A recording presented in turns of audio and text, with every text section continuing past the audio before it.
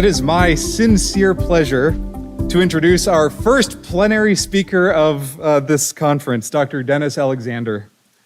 Dr. Alexander has an exemplary record as a leader in science and faith dialogue.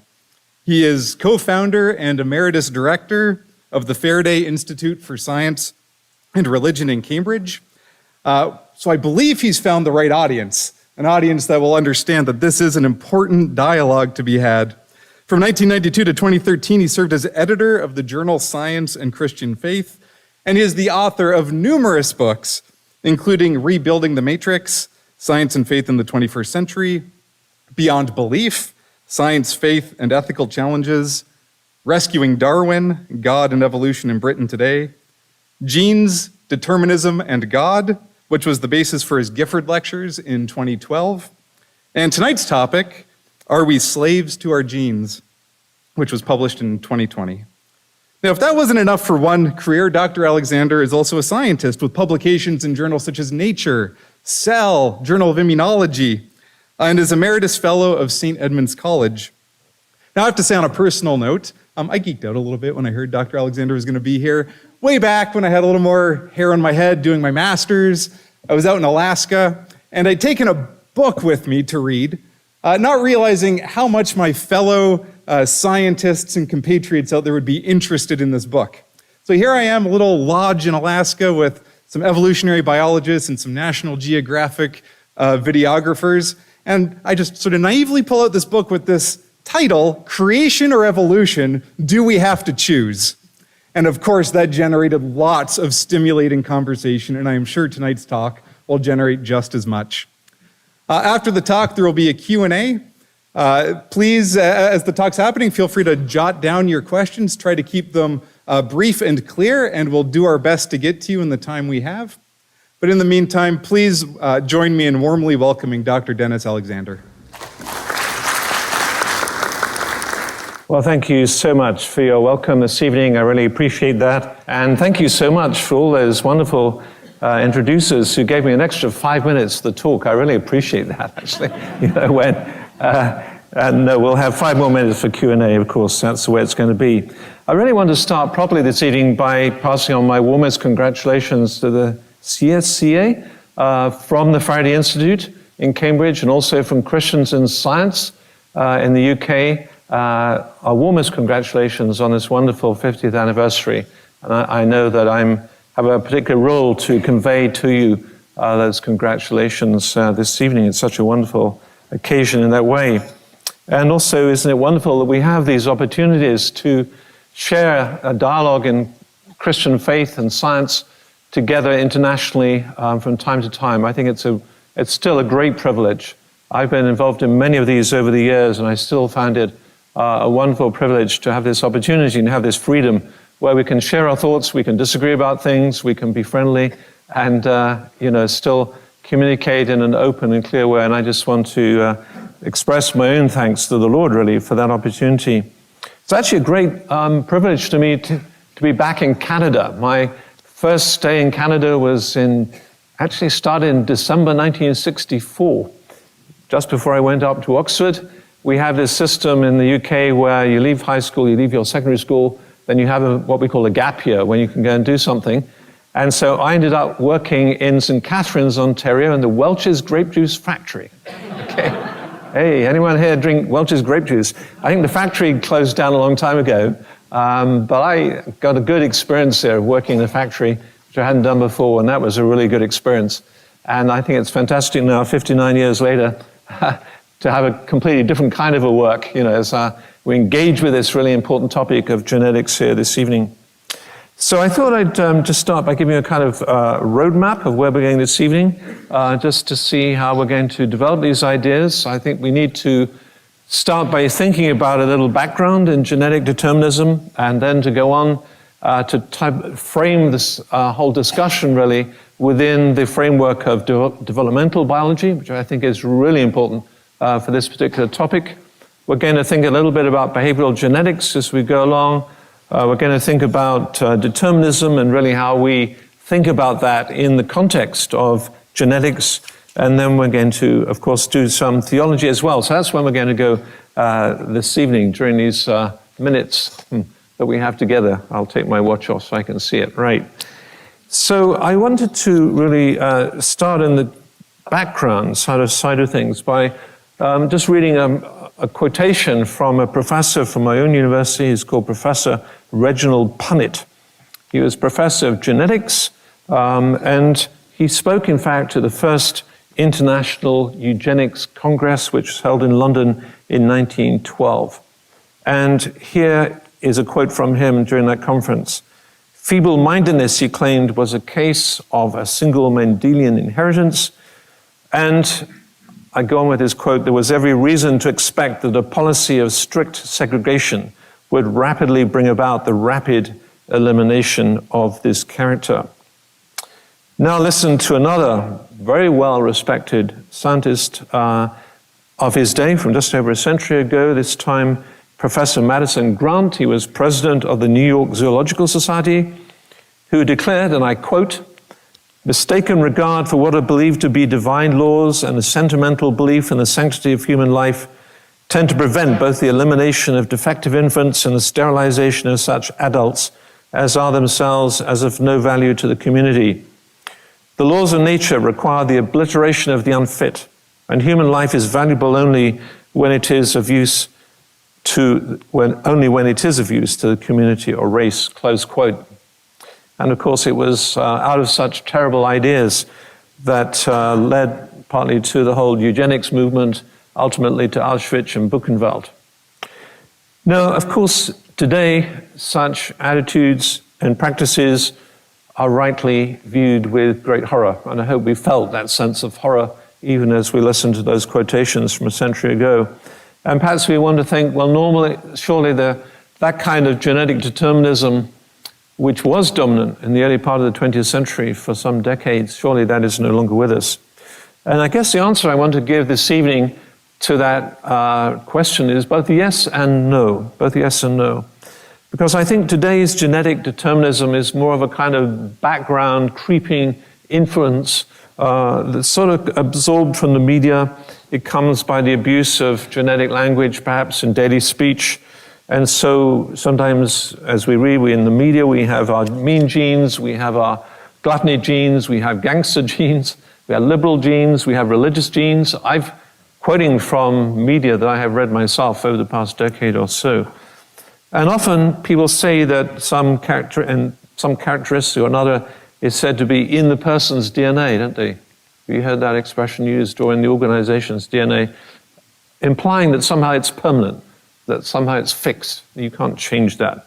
And so you get this sort of creeping determinism coming even through our daily language as well.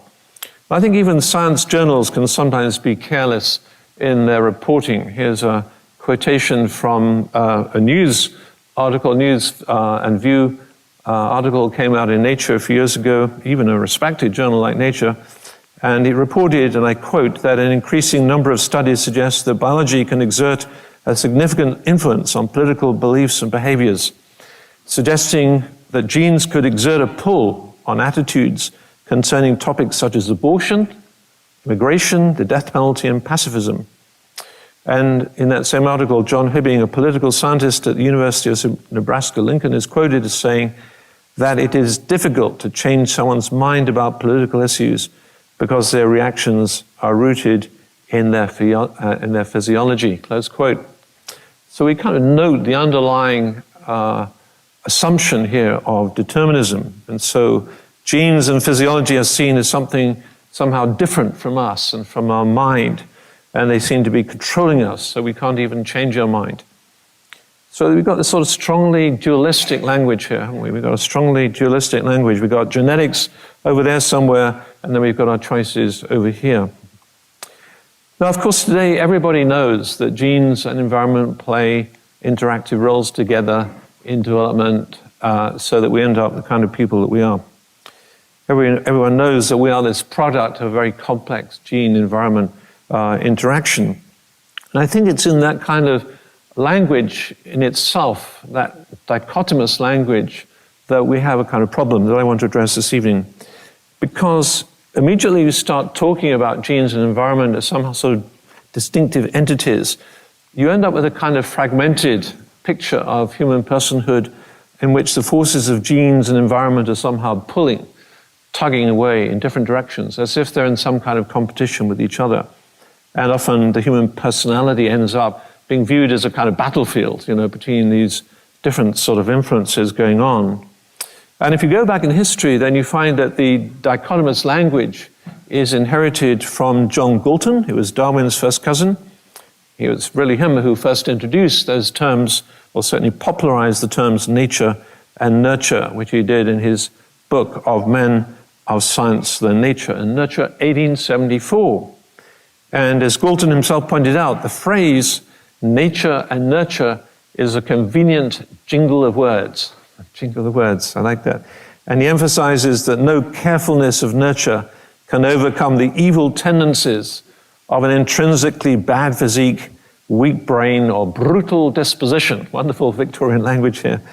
But when you read Galton, it's amazing. For him, although he talked about both nature and nurture, for him, it was nature was always dominant. And it was really Galton who set the parameters for the discussion that goes right back to the present day. And if you want to do a simple experiment just to find data for that particular statement, try putting nature plus nurture into Amazon. This is 150 years after Galton. And you'll find books with titles such as Nature or Nurture, Nature and Nurture, The Nurture of Nature, Nurture by Nature, Nurture through Nature, The Nature-Nurture Debates Bridging the Gap, Nature or Nature, The Great Brain Debate, and quite a few others. I think pretty much run out of ideas of how do you combine the words nature and nature and nurture on the front cover of a book. But you can see how that jingly set of words, that dichotomous contrast, has come down and is shaping, still to the present day, many discussions about this particular topic. The problem is, of course, that science itself does not really support this dichotomous kind of language, if you look at contemporary science today. And to understand how genetic information is really built into our personal identities, then, of course, as I said at the beginning, it's really developmental biology that provides the key. So let's just start with a newly fertilized human egg, a zygote. And of course, what is inherited from the parents is not some sort of naked DNA. Probably most of us here have made naked DNA as a little white blob sitting on the bench of our practical experiment we did at school or wherever it's. So naked DNA by itself obviously can do nothing. So what we inherit is a very complex system of DNA, RNA, many proteins and nutrients that together operate to regulate cell division and growth and so on. And in fact, the human egg, just prior to fertilization, contains at least 3,000 different proteins. It contains around 7,500 different types of messenger RNA. It contains thousands of small regulatory non-coding RNA molecules. It's a package of information. That's what we inherit. We inherit a whole package, a complex system. And right from the beginning, there are two types of environment. We've got the immediate microenvironment, I'm going to call it, of the DNA surrounding the DNA in the cell. That's the microenvironment. And then, of course, we have the macroenvironment, which includes the fallopian tubule down which that zygote soon starts traveling. And then we've got the mother herself, and then we've got the mother's own environment, and so on and so forth, a very complex system. And the DNA and these two types of environment are completely integrated right from the beginning. They are totally integrated together in this complex web of interactions and so forth. And so a key part of the microenvironment itself is other genes. The genome operates as an integrated system. There simply is no such thing as a selfish gene, a very unfortunate title of the Dawkins book back in 1976. I mean, genes are cooperators. We live here, we're existing here this evening because genes are cooperators and they together cooperate to build organisms and so forth. And also, it's not the DNA really that starts the program of development right from the beginning. It's the proteins inside the egg from the mother. And it's the proteins which come and which then start switching genes on and off to begin that very early set of cell divisions which end up becoming us eventually. So if you like, the proteins are the players in this kind of DNA orchestra that cause the genes to play this integrated symphony of life. It's really a wonderful, wonderful story. And you've got these causal networks which are operating in all directions. Now, we obviously don't have time to do justice to developmental biology in a couple of minutes in a talk like this, but I wanted to start out by focusing on that because I think that's really the key to this whole discussion. And in that context, it's worth highlighting that the infant brain is not some sort of miniature version of the adult brain, but is a self-organizing system that only self-assembles correctly if the right inputs are put in from the environment at the right time during that early postnatal life, during the early months of the early postnatal life. And here we see this incredible growth in synaptic density that you see in the newborn in the first couple of years of life. In fact, as you probably know, the newborn is weighing about 300 grams, but triples out, even in the first year, triples up to about 900 grams postnatally. So it's a really incredible system. And once adulthood is achieved, each neuron receives on average around 5,000 synaptic connections. The actual number is very broad, that's a sort of general average. Some neurons, in fact, connect up to other neurons by as many as 200,000 synapses. And since there are around 100 billion neurons in the adult brain, this implies the brain contains a staggering 500 trillion synapses. I always think that's amazing, isn't it? As we sit here, we have the most complex known organ in the whole universe, as far as we know so far anyway, sitting right between our ears, and that's a pretty remarkable thing. And it's this synaptic architecture which is constructed during this first year of human postnatal development. And then as we go into adulthood, the integrated interactionism between the genes and the microenvironments and macroenvironments, it becomes actually even more striking in some ways as we go through adulthood, because the growing individual is then making key lifestyle choices about their diet, their exercise, about their levels of stress, about their alcohol intake, about whether they're going to smoke or not, whether they have a clean environment or a polluted environment, how many friends they have, and on it goes. Choices are being made that feed immediately through epigenetic modifications into our own genomes. And that's only been realized really in the past decade or so, this amazing input that we have constantly feeding the regulation of our DNA through the environment, constantly giving these chemical modifications. So we can think of epigenetics, the epigenome, if you like, as a way of switching genes on or off, or possibly a more accurate way of thinking about it is a dimming switch, dimming the expression of the genes down, dimming them up, or expressing them up again, and so forth. And that is going on every second of the day, every microsecond of the day. We have that complex regulation going on. That's constant feedback going on from our environments into our bodies in that way, and feeding directly onto the DNA, so that the DNA sequence itself doesn't change, of course. In epigenetics, it's the modification of the proteins around the DNA, modification of one of the genetic letters in the DNA itself happens through epigenetic modification, and that is regulating the up and down of the gene expression in this very quite complicated way. What we have for dinner this evening has infected our epigenome. Our jet lag for some of us affected our epigenome. There have been studies actually on people who've had jet lag, and they've just found incredible differences in the epigenome. So the people who just suffer from jet lag or suffer from lack of sleep. So it affects everything that we are as people every moment of every day. And as we also now know, of course, those epigenetic changes, certainly in animals and plants, can be transmitted across many generations. The implications of that, of course, for our present topic are very significant because there is some data suggesting that it can be transmitted certainly across one generation. In humans, possibly more. That's still a little bit controversial. There's some data suggesting maybe a couple of generations and so forth.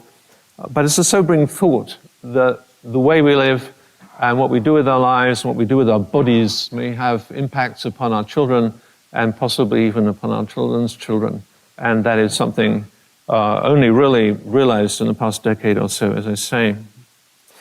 Now, of course, if you're thinking about something complex like human development, it can get very complicated. So I like to think about a black forest cake, just to make a few points here. Okay, let's just think about the development of this particular complex system. This is a complex system, right?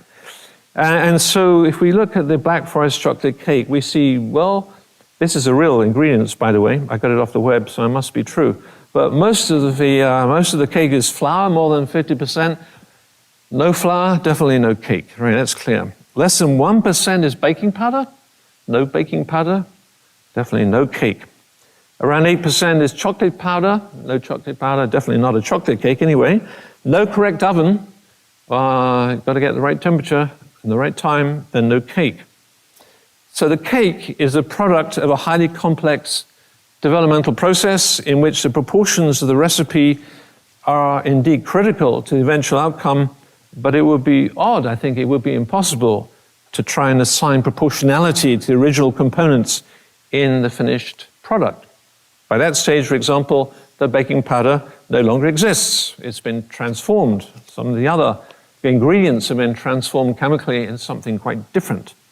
And so the cake has emergent properties which are non-reducible to its initial components. I like to take the cake as we just think about this whole process of the emergence of us as human personalities, of human bodies, out of this great long developmental process. So next time you bake a cake, I do hope that you will be thinking about genetics and developmental biology as you do it, as well as baking the cake, because I think that's just a nice little illustration there as we think about complexity and causality. So all this we've been talking about so far simply bypasses the whole concept and this whole dichotomous notion of nature and nurture, or genes and environment. In other words, what I'm saying here is there are no two separate entities that interact with each other. They don't exist. There are no two rarefied entities, we call them, that somehow are combating or fighting in that way. And so living systems have high levels of complexity, such that 100% of the phenotype of any complex organism involves genetics, and 100% involves multiple environments. And this is a dynamic system that's operating all the time. And that, I think, is a helpful kind of summary, if you like, as we think about genetic determinism. Now, to think about genetic determinism, we have to think a little bit about this whole field of behavioral genetics. How does it impact on us? How does it impact on this question about how much are we slaves to our genes or not? Indeed. It's a huge field. It's traditionally based on twin studies, adoption studies, now much more based on genomic DNA approaches to get similar sorts of data. And for the sake of clarity and brevity, I just want to highlight one linguistic point that often trips people up when they start looking into this particular field of behavioral genetics, and that is this particular word, heritability. Behavioral genetics research will often report the heritability of various traits. For example, IQ is 50% heritable or something like that. So what does that really mean? So heritability traditionally meant what we inherit from our parents and our grandparents and so forth. That was the traditional meaning of the word, and it still can mean that, depends on the context. But now it's defined more technically within the behavioral genetics field as a proportion of the variance in a trait in a specified population that can be ascribed to genetic variation. That's a very careful definition. So it's a population statistic. And it's unfortunately the case that very often the two meanings are mixed up, even in the same report, even sometimes by scientists reporting their results in a way that can get very confusing. So we need to be careful when we're thinking about behavioral genetics. We have that definition clearly in mind. So what are the outputs from the field of behavioral genetics that are most relevant for our discussion today? Well, clearly, first of all, we have these single gene disorders that have impacts on human behavior, often have major pathological impacts. And here, of course, family studies are often most relevant in understanding what's going on. I want to give you just one rare example, and this is a pretty rare example, and a quite dramatic one, just to make this point strongly. Way back in 1993, there was a geneticist called Hans Brunner in the Netherlands who described a family of 14 males spread over 4 generations of a Dutch family who were characterized by mild intellectual disability together with outbursts of anger and aggression, including arson, rape, and exhibitionism. And each male totally lacked an enzyme, it's called monoamine oxidase, due to a mutation in the gene which is encoding this particular enzyme. And this is an enzyme that plays an important role in neurotransmitter metabolism in the brain. The gene is X-linked, that means therefore the females are carriers of the mutation, but they are normal because females, as you know, have 2 X chromosomes, so they'd be carrying the mutant gene, but they've got a backup of the good gene, the OK gene on the other X chromosome, whereas the males have a 50-50 chance of inheriting that mutant gene because they only have 1 X chromosome.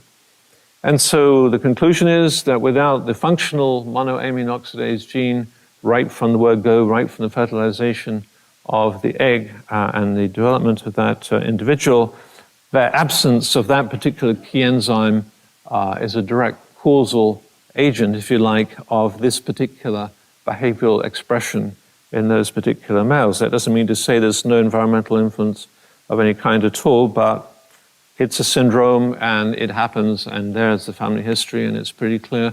It's now known as Brunner syndrome. Actually, there are 2 other families, as far as I know, have been found so far since that time, 1 in France and 1 in Australia. Now I give that as a very rare, dramatic, pathological example of a single Mendelian mutation that can have dramatic effects. But of course, in great contrast to that sort of example, the vast majority of behavioral variation between individuals that displays this sort of positive heritability, as we've just been defining it, they're polygenic conditions. Many, many variant genes are involved in expression of those particular characteristics.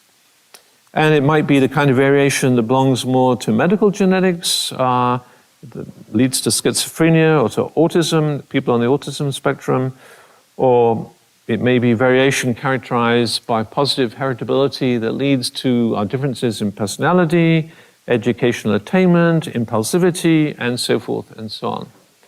And so it's genome-wide association studies which have been massively used over the past decade to identify the actual genetic variants that contribute to the heritability of these traits. And this is done by using the single letter changes in the DNA sequence, which we know as single nucleotide polymorphisms, just known as SNPs, if you like, a little bit easier. And that generates a kind of DNA map, if you like, which is easy to measure and to genotype people for that particular map that they have.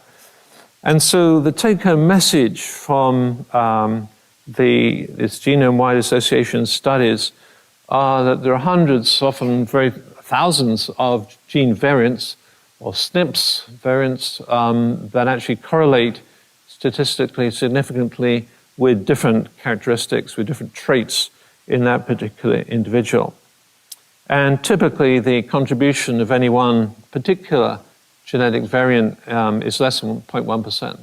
I should highlight, by the way, that SNPs themselves are not genes. They are simple, they are variations in the gene sequence. They may be close to a gene, which is convenient for finding what the gene is, the gene which encodes a protein, but often they're in the intermediate, so non-gene areas of the genome, but they act as markers that you can find to look at variation between populations.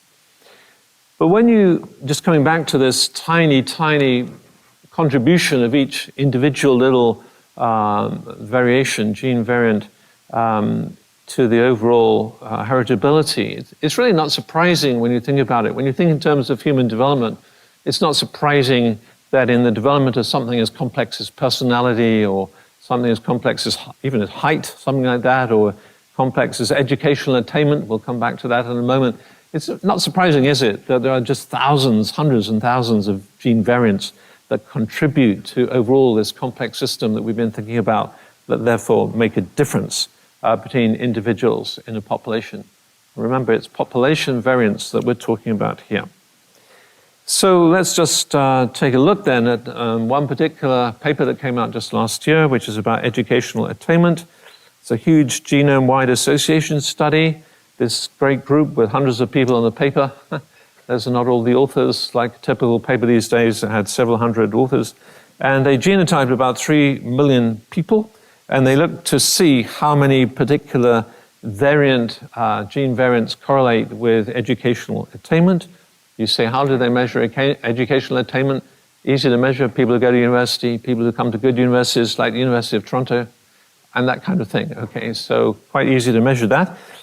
The heritability of educational attainment has been measured at something like 40 to 60%, depends on the particular paper. And so, as I say, you can measure it in very easy ways.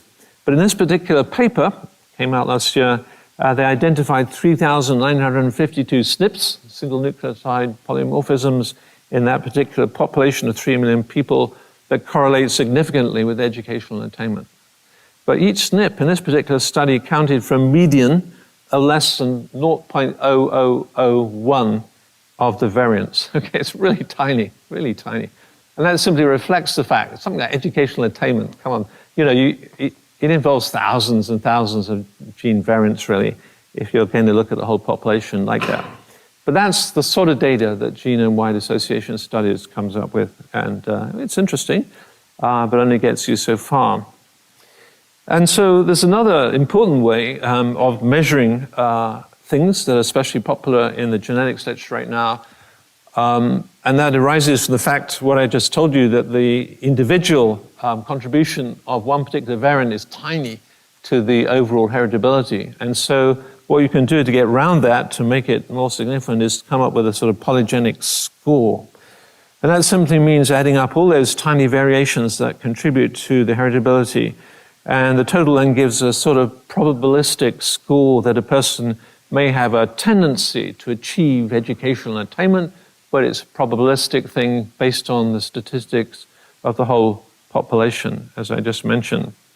And in the particular study with the 3 million people that I just mentioned a moment ago, they found a polygenic score of 16%. Okay, that means that those 3,952 SNPs, those variants only explained, quote unquote, explained 16% of the variance in the population with respect to educational attainment.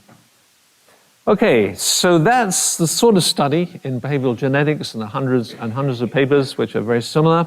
And it's so we can come back to then, maybe at this point, to our question again, are we slaves to our genes? Well, as we've been seeing the hundreds and thousands of these variants which are involved, which contribute to one particular trait, and our human identities and unique personalities involve millions of these factors being contributed, being integrated together during this whole process of human development to generate the unique person that I am, the unique I that that person is. While I'm thinking of that, I often think of Psalm 139, verse 13. For you created my inmost being, you knit me together in my mother's womb. It's like a great knitting exercise. That's a wonderful picture, actually, of developmental biology right there in Psalm 139. God is, as it were, knitting us together in this very integrated way to generate the unique individual that is the outcome of that great knitting exercise. And the second thing we notice is that although a single gene is not causal for any behavioral trait in animals or in humans, indeed, we can say that specific gene variants cause differences in a trait. They cause differences in a trait. Now, of course, a vast number of other factors cause differences in some behavioral trait. Our parental upbringing, peer group pressure, the media, sleep, lack of sleep, whether we're jet lagged or not, what sport we play, what we choose to eat, and on we could go. All these things are influences. They make differences, don't they, in what we do and what we think about and so forth. And so we can put that in the list there. We can put these gene variants, make differences in perhaps what we choose to do. But the key point to remember that all these differences are woven together, they're knit together to generate the unique individuals that we are. Agents who have moral responsibility for the choices that we make. So I think we need to distinguish carefully between traits that happen to us with traits that we make happen, thereby perhaps becoming habits in the process, but nevertheless, we chose them to be that way. We chose them to be so. Now, traits that happen to us include items such as personality traits. Of course, as childhood development proceeds, we see these very clear personality traits emerging. I look at my own family, or I look at other families around known to us. I look at some of their kids and I think, are they really from the same family? It's amazing. Their personality differences are so distinct within that same environment, and the same rough collection of genes and so on, but they are so different. But those genes are not, of course, those sort of personalities are not chosen by the children themselves. They emerge, don't they, during childhood. They're something that are not chosen. And they are, of course, we have the ability possibly to change their personalities to some degree in later life as adults. But still, those personality traits tend to be with us for life to some degree or other. Then other behavioral traits that vary in healthy human populations have a positive heritability. They may be political activism. They may be playing basketball, watching television, committing crimes, going to university or not, whatever it might be. Those are things we choose ourselves, but they still have a positive heritability. Okay? All those things have been measured. Behavioral geneticists love measuring things, and they've measured all of those things, including how many hours a week kids watch television, has a positive heritability. Don't ask me why, but they do. Anyway, so what it leads to is certain predispositions. So that genetic inheritance, that collection of gene variants, maybe gives a certain predisposition to go in one direction more than another. And if that wasn't the case, then the heritability would be zero. But the heritability is positive for many, many of those traits that are measurable within the field of behavioral genetics. Tall individuals are more likely to choose to play basketball, but there are certainly plenty of short people who like playing basketball as well. Okay? And so the decision to go to university will, of course, be influenced by one's academic record, and it certainly has something to do with genetic variation. And so those decisions that we make in life are influenced in a probabilistic kind of way by our own genetic backgrounds and so forth. But I think it's clear that there's nothing in genetics that points to genetic determinism outside of severe medical pathologies of the kind that we were thinking of a few moments ago. And so contemporary genetics simply does not support the idea that we are slaves to our genes, but we can certainly, I think, accept that genes are influences in our lives.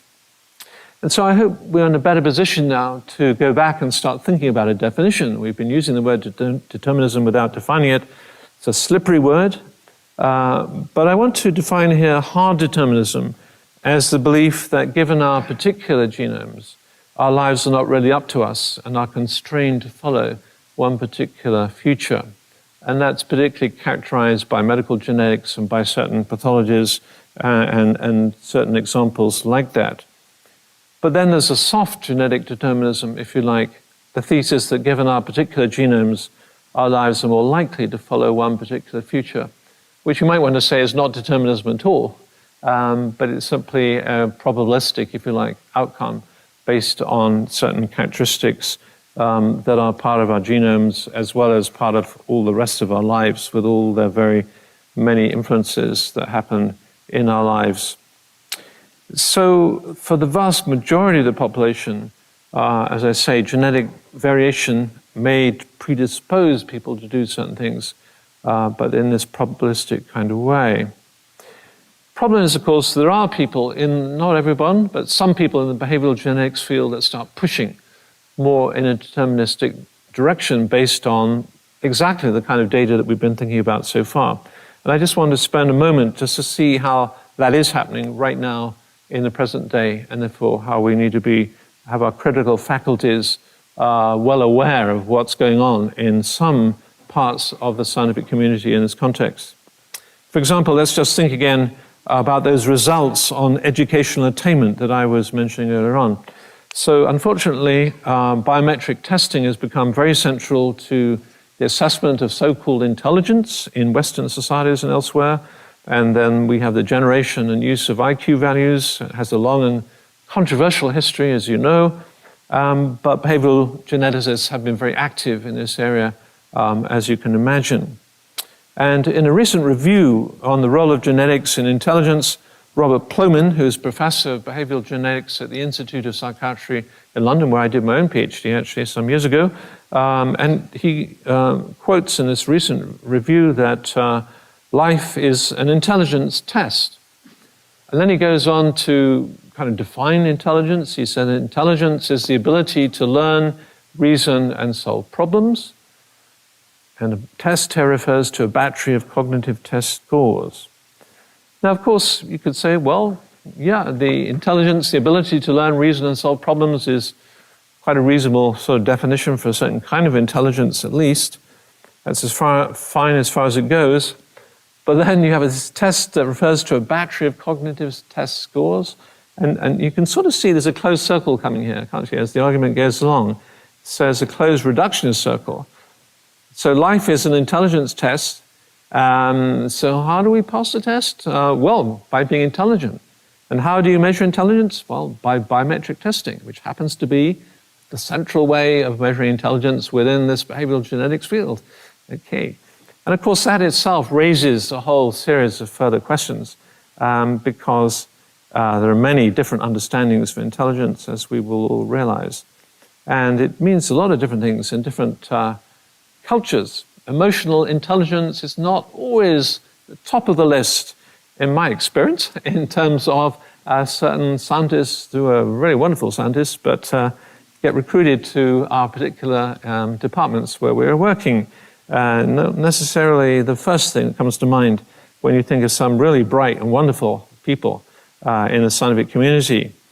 And if you go to South Korea, more value there might be the kind of intelligence associated with nunchi. That's the art of intuition, that feeling, that innate feeling about what other people are really thinking about the world and about you and about life and so forth. How can you anticipate the needs of others so that you can meet the needs of others? That's nunchi in South Korea. For other people, intelligence is closely associated with wisdom. It's the truly wise person that is the most intelligent and so forth. And clearly, biometric testing and genomic analysis is not going to help you much with these broader kind of understandings of intelligence. So I think you can see how once you pin down a certain definition of intelligence and then it becomes its own little bubble and it can become risky. And we can see what happens when that takes place by this particular guy, Stephen Hsu, who's founder of the company Genome Prediction.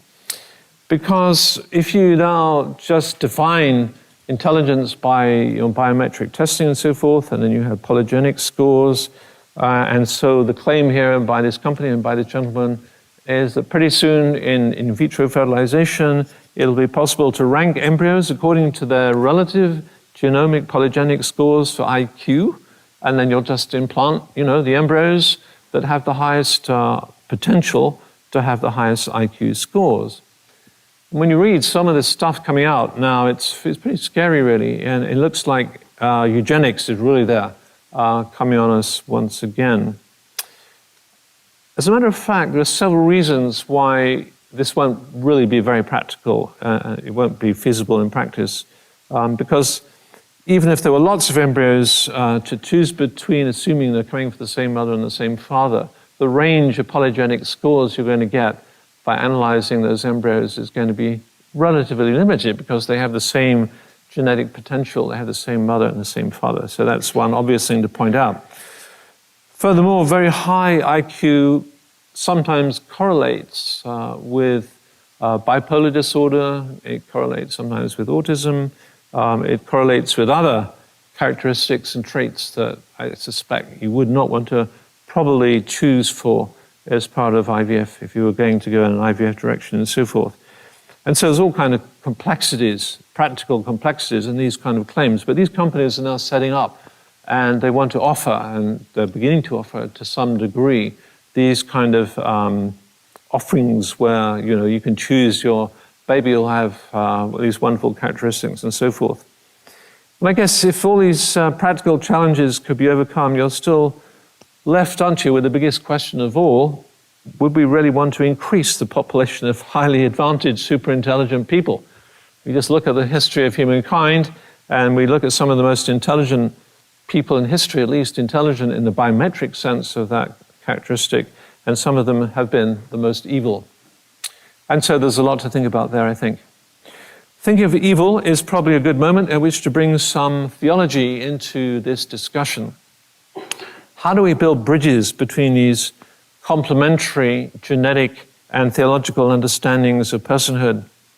And there's one particular theological insight which I find personally a very valuable bridge to have that conversation between the theology and the genetics, and that is this fundamental concept in Scripture of humankind being made in the image of God. I'm fully aware of theologians, so I'm fully aware of the vast literature there is on interpreting the image of God and exactly what we mean by that and so forth. And I wanted just to acknowledge the wonderful book, which I'm sure many here have read, Richard Middleton's book, The Liberating Image, which I have to say personally has been a real influence on my own thinking theologically on this particular concept of the imago Dei, the image of God. And if you read it, then the next couple of summaries, you will know where they come from, really. But as Middleton pointed out, in the Babylonian and Egyptian literature from the ancient Near East, it's clear at the time that the phrase image of God was used particularly of kings and to some degree of priests at that time in these polytheistic cultures surrounding Israel. And so it was very likely that the earliest readers of Genesis 1, as they read that phrase, image of God, would have immediately thought of kingship as they encountered that particular concept of humankind being made in the image of God. And the striking and revolutionary concept, of course, in Genesis 1, which in many ways is a very political chapter, actually. It's very political in its context, because it's now saying the whole of humankind, male and female, he created them, are made in the image of God.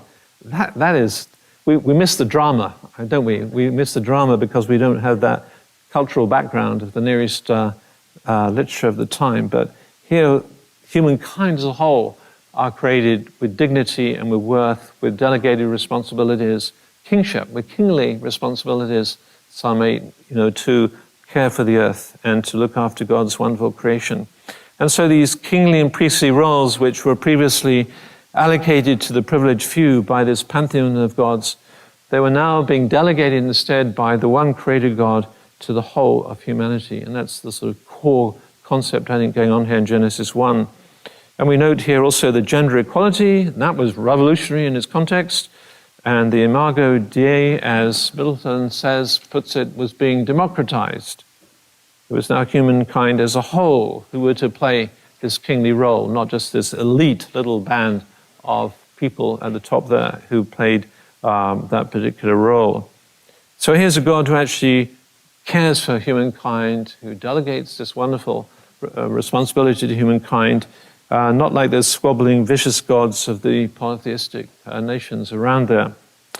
Now, there are three particular strands I just want to bring up briefly in this idea of humankind made in the image of God that I want to bring into a conversation with genetics. The first is the shared physicality of the Genesis teaching about the image of God. So here we have humankind as the embodied self, and that's picked up and expanded, isn't it, right throughout the rest of the whole of Scripture. Humankind are not spirits, they're not angels, were made from dust. Genesis 2:7, the Lord God formed Yatsar Adam from the Adamah, from the dust of the ground, and breathed into his nostrils the breath of life, and the Adam became a nefesh, became a living being. And so this Adam became an animated, enervated body. It's sort of the idea you get here. It's very physical. And I think this sort of resonates well with our genetic descriptions in which the various components of biological development are completely integrated into this ongoing interactionist process. So we don't have bodies, we are our bodies. We are our bodies. We became a nefesh, we became one. We didn't get one plugged in as an extra kind of little memory stick stuck into into our bodies. No, we are a nephesh. And so now we fast forward to the New Testament, and we find there the Apostle Paul writing to the church in Corinth about the resurrection of the body and about the resurrection of Jesus of Nazareth in particular, and reminding his readers that just as we are born the image of the man of dust, we should also bear the image of the man of heaven. I think it's very, very dramatic, striking claim there in the end part of 1 Corinthians 15.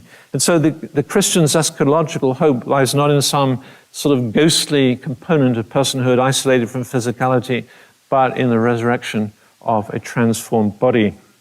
The second strand we note is, as we're thinking about this relationship between the image of God and genetics, the second strand we note is the value and status of each human individual, irrespective of their genetic status. And I think it's a very, very important thing there. And so this delegated value and status is bestowed by God, which exists irrespective of this frailty, this transience of human life. And so humankind's value lies not in some list of intrinsic qualities, but in God's delegation to humankind of a status that we certainly do not deserve.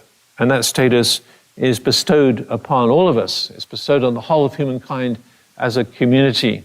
And of course, we live in the individualistic West, and we tend to think of human, being made in the image of God as me and the individual, and that's true. But there's also a strongly relational, strongly communal community aspect there. It's a Middle Eastern, it's a Near East document, and that's what we have to remember. And so those whose genetic endowment entails they suffer some sort of handicap, genetic handicap in life. It might be physical, it might be mental, it might be both. They're as much sharers in the image of God as anyone else. And where the individual is unable to express or fully practice their image of God functionality, then human solidarity insists that we care for and protect those less fortunate than ourselves. And so the care receiver is as much reflecting their status as being made in the image of God as the caregiver.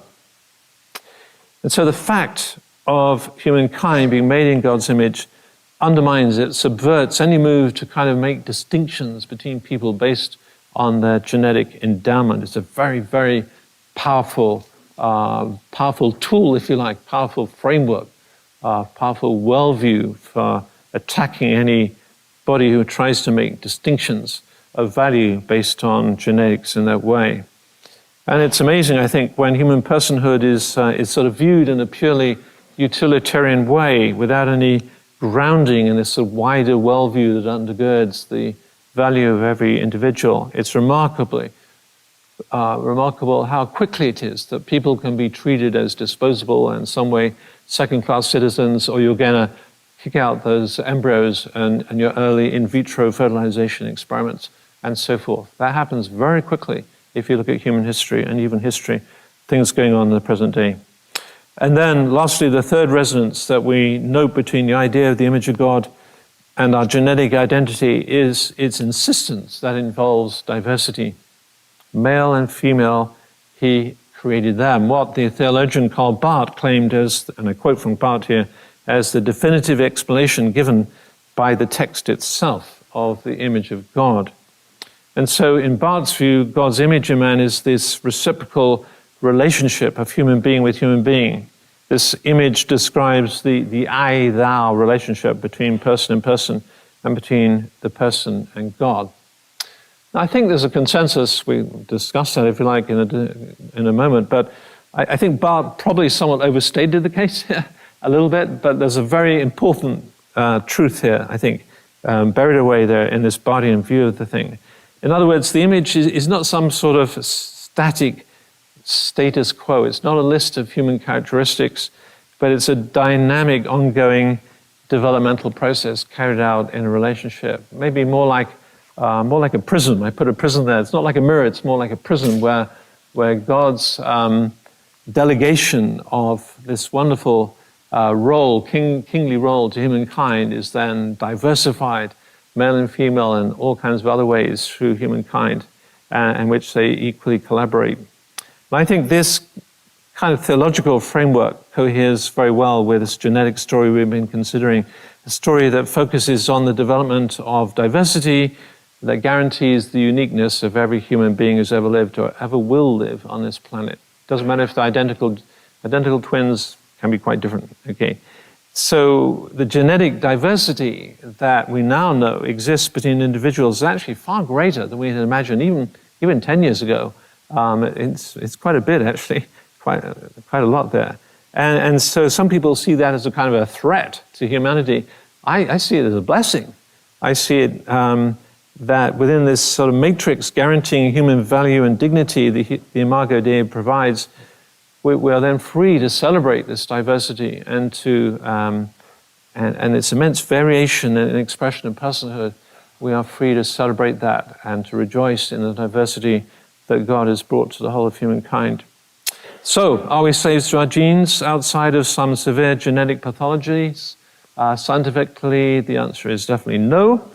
Theologically, the answer is also clearly no, because God has made us with our particular genomes, out of which develop humans made in the image of God, with our free will, with our moral responsibilities, and our ability to respond to God's love. And it's time with that little summary to finish, and I want over to you for Q&A. But I just want to mention a couple of books here. So Are We Slave to Our Genes? If you wanted the whole, this is just a little introduction really to that particular book. It came out in 2020, Cambridge University Press. There's a slightly heavier, more academic book, The Gifford Lectures, came out in 2017. Has quite a bit of history of eugenics in there. If you're interested in the history and the background of that horrible movement, then there's quite a bit in there about that. Is There Purpose in Biology tackles quite a bit of theodicy and the whole question of suffering and that kind of topic, as well as some other topics. I just want to finish actually by mentioning something totally different, just because I have the opportunity, but I've been co-editing a book over the past year or so with Alistair McGrath from Oxford University. It's called Coming to Faith Through Dawkins. And it's due to be published by Craigle later next month. But it's already had a printing in the UK, so we feel rather privileged. And it's a book of 12 essays by 12 different people from 5 different countries who used to be atheists or agnostics. And the Lord used Richard Dawkins in their life to bring them to Christ. That's what the book is about. Christopher Hitchens, a couple of times, fascinating essays, really fascinating essays. And I've got 2 copies with me, which I jotted down the price. And anyone who wants them can come up running up afterwards, you can get them. What is the price? I translated. Okay, 17 Canadian dollars or 13 US dollars. There you go. That's a bargain. I've only got 2. Sorry. Anyone who wants them afterwards. Anyway, it's over to you for Q&A. Thank you for your attention. Thank you very much. Okay, thank you so much for that talk, Dr. Alexander. We have about 10 minutes for Q&A. I have a question about generational curses. So I've heard a lot of people in ministry talk about epigenetics and linking it to generational curses. What is your opinion about that? I missed a couple of keywords. Sorry. The question was about the epigenetics and? In ministry, like Christians, like in church circles, I hear a lot of people talk about epigenetics and relating it to generational curses. Do you have an opinion about that? Generational, what was the word? Generational curses. Purpose. Oh, purpose, sorry. I couldn't hear the words, I'm so sorry. Yeah, thank you very much for that question. I think in the epigenetics, there's been a lot of media discussion about it. So it's difficult to get a balance of the literature. There are some claims made about epigenetics which are quite extreme, I would say, or quite up one pole. In other words, that it's actually, influences your whole life to a very strong degree and, is sort of changing your life and all kinds of amazing things I've read in the press and I go, wait a minute, where's that come from? Okay, so I think we have to be a little bit careful. So epigenetics, yes, it's happening all the time in our bodies, and every single normal person, it's happening in our bodies, and it's influencing how we metabolize the nice meal that we had earlier on this evening. It's influencing which genes are switched on and off, and so forth and so on. So that's simply part of what every normal person has. There's nothing special about it in one way. Nothing special. We all have that. It's all going on all the time. There are genetic diseases that can come from mutations which influence, so things can go wrong in the regulation of the epigenome, the epigenetic regulation, so that can be a bad thing. But in terms of, I'm not quite sure that I fully got hold of the kind of claim or the suggestion that's being made about development of human personality. So yes, it's involved in all our development, human developmental biology all the time. It's going on. It's an integral part of our human development, which is really important. But it's all part of God's wonderful plan for making human beings. So in other words, I don't think there's a special, there aren't special people who've got a special epigenetics. If that was somewhat behind the question, I may not be fully getting it, but you might come back to me on that and we can talk about it. He's going to go first. Yeah. Dennis, I appreciate your talk very much, Fred Cannon. This is a topic that probably we've struggled with a lot in the United States with our history as it is. We're dealing with that now. How do you measure, as it was called, educational attainment? And I appreciate how you move forward from that slide onto the next part. I've been involved a lot with bringing people of color to positions of getting PhDs at my university, Penn State, and others. I've been in rooms where 2/3 of everybody was with color, and we're talking about, for example, what do we do with a GRE score? And I was saying it's a measure of how many big words you used when you were growing up. And then I said, okay, now think of the old, Genesis through Deuteronomy. It was written with 2,600 root words. So how would Moses have done on the GRE? Right. Yeah, no, that's a very good point. I think that, the whole question about in terms of educational attainment in the behavioral genetics literature, it's simply, as I say, it depends on the paper, but it's done through exam results. People who got good exam results, or people who got into good universities, or they got into Ivy League universities. It depends on the paper. That's simply how. That's why you have so many papers about educational attainment in the behavioral genetics literature, because it's easy to measure something, okay, if you want. And the set of papers that have even more papers, the ones about height. Height is very easy to measure, okay, so, and it's quite easy to measure. But I agree, it does have an impact. And so Robert Plomin, I mentioned, the professor of genetics in the Institute of Psychiatry, he's actually wants to use some of his results for assessing people in their, which university they should go to and what they should study and all that kind of thing. And people are going, wait a minute, so what exactly are you trying to get at here? What do you actually gain to measure? A probabilistic score that you're going to somehow suggest? And so there's a lot of pushback against those types of suggestions. And I think trying to use genetics in some way that will influence the way that people are chosen to go to university or something, I think it's very, very risky. I would be very suspicious of that myself, actually. If anything, any move in that direction, I would really be suspicious of that. And the only other thing I would say is that, the problem is if you have university entrance system based on biometrics, which I know the US university system basically is, and if you got the very high score and so forth, it's a biometric system. And I think the problem with that, of course, is you're going to miss out people who have great abilities which are not biometrically very fruitful. It's you can argue, well, then how are you going to do it? And the old-fashioned way in Oxford and Cambridge was you had to write long essays, okay? And you go, well, how are you going to do that for millions of people? So it's a tricky one. You've got to find a balance between what's manageable, what you can actually achieve without a huge increase in the budget, and what is actually going to get a wider diversity of people with different abilities, with different types of intelligence, I think.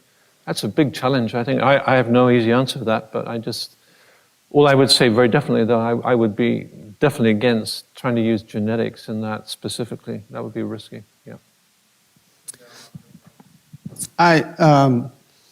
In this current edition of hypertension, they talk about the correlation between the incidence of hypertension and DNA methylation and other sorts of epigenetic testing, so that although I've used genetic testing in cardiology for single gene defects and a variety of other things, it seems like at this point we are getting to the place where a person who's lived a lifetime of metabolic syndrome and they've not done well, their epigenetics, their methylation, their DNA aging, if you will, is beyond their chronological age.